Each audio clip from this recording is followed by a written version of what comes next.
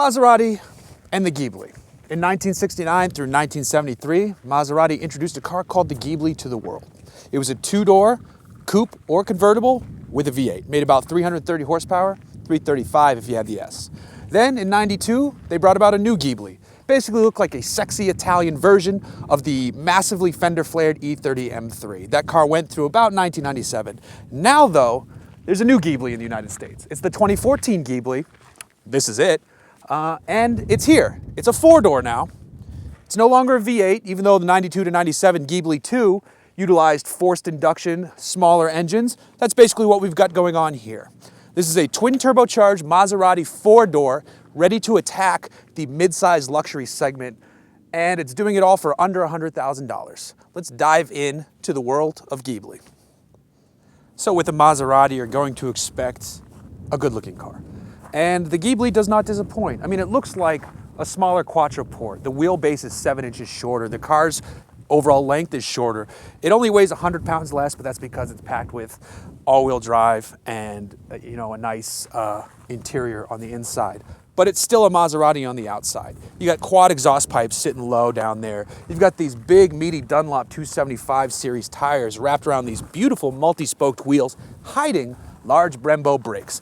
This swoop is clearly taken from the quattroport and the coupe Maseratis that you see these days. Coming down, you've got a great character line along the shoulder, goes into the signature portholes. I mean, these aren't Pep Boy edition. They're better than what Buick could offer. And then you come around to the front, and this is where some of the magic happens styling-wise. That grille looks fantastic. The big trident up front, the aggressive lower fascia, and then these sharp-cut headlamps with these pieces that mimic the portholes on the side. This is a styling exercise done right, and it injects a whole new look into the segment, which is what Maserati is hoping to do. I think they've accomplished it. You've got a choice of underhood hearts when it comes to the Ghibli.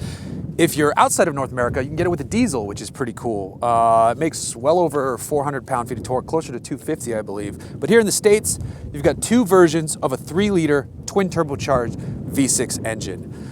The base model makes about 340 or so horsepower. That's fine, that's plenty. But this is the Ghibli S. It's got more power, it's got all-wheel drive. You can only get the all-wheel drive with the Ghibli S. This motor is putting out about 404 to 410 horsepower, depending on what you read. It's Italian, it could be either one. It's making plenty of torque.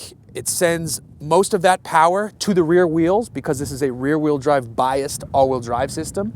According to the manufacturer, we can make the run from 0 to 62 miles per hour in 4.8 seconds, which is delightfully quick. And if you keep your foot planted, the top speed is not 185, as popular songs might have you believe. This one is 177. It's paired inside with the ZF-sourced 8-speed automatic transmission with big old paddles that let you grab gears and it shifts wonderfully. We'll get into that in a minute though, but for now, take a look at this engine because it's mighty pretty.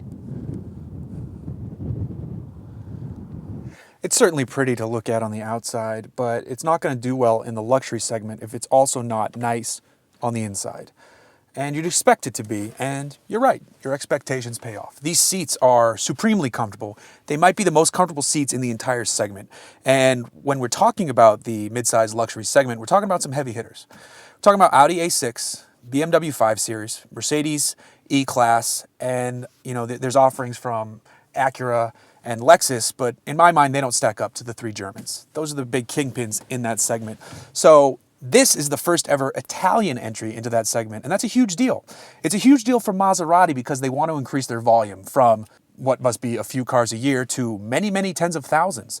To do that, they need a car like this, and they need this car to do well. And I think they're off, on the right foot. The base price for a Ghibli is $65,000. That sounds really cheap when you say Maserati under $70,000. That's the base car though. The one you want is this, the Q4 Ghibli S. It starts around $72,000, $75,000. It'll run you up to $90,000. To break 100, you're gonna need to get the quattroport, but you don't need the quattroport because you have this. But since you're spending that much, you expect a lot of odds and ends and tech features and comfort, and you get that in here. You've got easy to read gauges. This one's kind of fun because the speedo is in kilometers because it's a European spec car. So if the officer asked me how fast I was going, I can say 220. If I was doing 220 though, I definitely deserve to go to jail. And I haven't done that.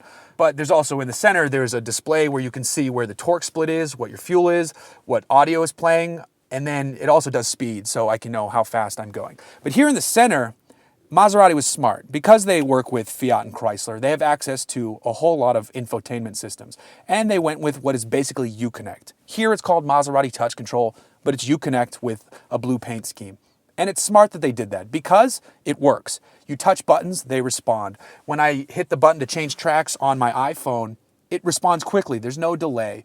But because this is a Euro spec car, when I try to go to the satellite radio, it's giving me stations in Italy that aren't coming in. But that's not this car's fault. It's, pre-production, whatever. We'll let that one slide. But what you are wrapped up in is this great Uconnect, easy to read display up here, but you also get with this car a 15-speaker Bowers & Wilkins audio system with over nearly 1,300 watts, so it sounds great too. So what you're getting, to reiterate, comfortable, great tech, great sound system, great external sound system for under $100,000, and it's competing with cars that don't look as pretty. But how does it drive? That's what's most important here for me. So for this car to do well, not only is it going to have to be comfortable and nice and all that stuff I said on the inside, it's going to have to drive well to separate itself. Thankfully for Maserati, it does. So you've got this 8-speed gearbox with these big honking paddles, and they work really well, to be quite honest. It shifts quick. It's not a dual clutch. It just works well. You've got that engine, which has great torque response in terms of the range of where you get the power, all the way down to 1750 and all the way up above 4,000 to 5,000 RPM. You've also got plenty of horsepower, over 400, and it propels this car quickly, like I told you, under 5 seconds, 0 to 62 miles an hour. You've got a lot going on here. But how does it handle that? Power's good, but it also has to dance a little bit. So this car has that Q4 all-wheel drive system. It's rear biased, which is fantastic. It sends 100% of the power out back. And then it can change that and adjust and do 50-50 torque splits. So this car handles exceptionally well. It's got good steering feel. Those big Brembo brakes really haul things in. And you've got a car that drives well, drives comfortably, makes great noises, and looks good doing all of that. So the Ghibli is Maserati's shot across the bow of the mid-size luxury segment, and it's a hell of a shot. This thing looks fantastic. It's wonderful to drive. It's comfortable on the inside. It's relatively affordable for what you're getting. That's an engine built by Ferrari, even though it was designed by Maserati. So great noises inside and out, great seats, great technology, great engine. Just a bundle of joy behind the driver's seat for around mid-70s, as high as $90,000. If you're in the market for a car that costs that much and you want a little something extra, that little something extra, get the car with the Trident on it.